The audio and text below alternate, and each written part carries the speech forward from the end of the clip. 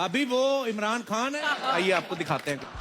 दुनिया की तारीख में बड़े बड़े अमीर लोग आए। कोई आज दुनिया एक अमीर आदमी को याद रखती है। कोई आपको याद है अमीर आदमी आज है, जैसी वो मरता उसके बच्चे ही उसको भूल जाते हैं, बाकी दुनिया तो छोड़े। दुनिया उस इंसान को याद रखती है जो इंसानों के लिए कुछ करके जाता है। इसलिए 100 ग्रेटेस्ट मैन की जो एक किताब है उसमें नंबर 1 हमारे नबी सल्लल्लाहु अलैहि वसल्लम। और हमें कुरान में कहा गया कि उनकी जिंदगी से सीखो।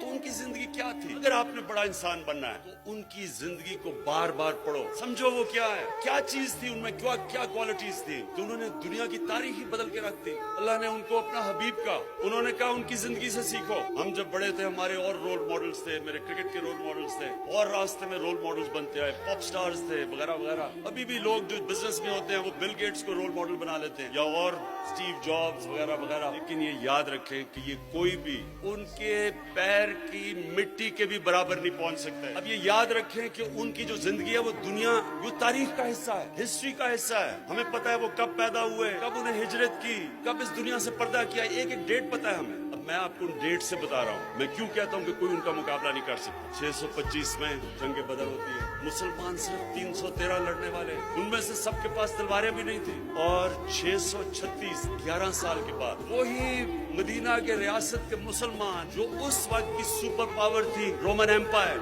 सिर्फ 11 साल के बाद बदर के, जिधर सिर्फ 313 लड़ने वाले थे, रोमन एम्पायर की जो बैजेंटाइन एम्पायर की जो सदर्न लीजन थी वो 1 लाख फौजी थे और लेटेस्ट हथियार थे उनके। तो 11 साल के बाद यारमुख की जंग में वो घुटने टेक देते हैं मुसलमानों के सामने। ये कोई ग्रीक मैथोलॉजी नहीं है, ये तारीख है। और 638 उसके 2 साल के बाद जो दूसरी सुपर पावर थी पर्शियन एम्पायर, वो कुदसिया की जंग में उनके सामने घुटने टेक देते हैं। तो 13 सालों में जंग बदर के 13 सालों के बाद दुनिया की सबसे अजीम कौम बन जाती है। क्या किया था? कभी कोई आपने कहीं ऐसी चीज सुनी है कि कोई इतना ऐसा इनकलाब आया हो और फिर वो सिविलाइजेशन अगले 700 साल तक सबसे बड़े साइंटिस्ट मुसलमान थे और वो दुनिया की सबसे बड़ी तहजीब थी। मुसलमानों का कैरेक्टर उन्होंने ऐसा बनाया। इंडोनेशिया और मलेशिया में मुसलमान ताजरों को देख के लोग मुसलमान हो गए। ईमानदारी थी उनकी, सच्चाई थी। तो मैं ये जो आपको कह रहा हूँ ये आपने समझना है नौजवानों, बिकॉज फ्यूचर तो आपका है। तो आपने एक चीज समझनी, नंबर 1